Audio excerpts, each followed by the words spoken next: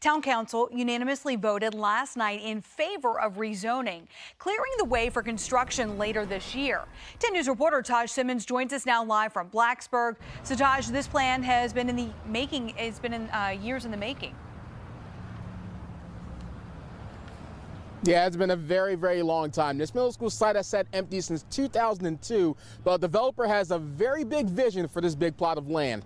Housing, restaurants, office space, and a prominent Central Park, all right here where the middle school used to stand. Now, it's taken some time, but now that this rezoning has been approved, the developer says it's the last hurdle they need to really start digging.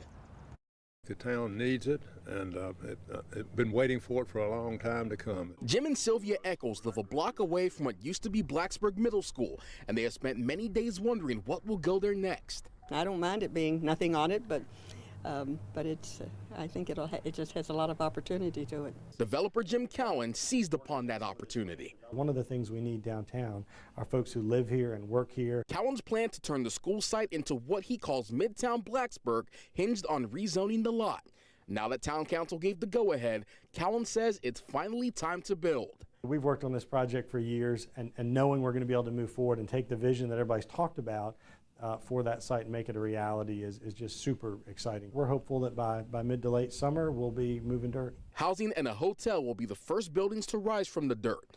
Cowan estimates those could be done by next fall and says people are already lining up to live where the school once stood. We've got a list now of about 80 folks who want to put down a reservation either for a townhouse or a condominium or for one of the residential units. If all goes well, the Eccles will no longer have to imagine the middle school site becoming something more. It's the opportunity to develop some things that just don't exist now. There have been many missed opportunities to do something, and I'm glad we're doing it.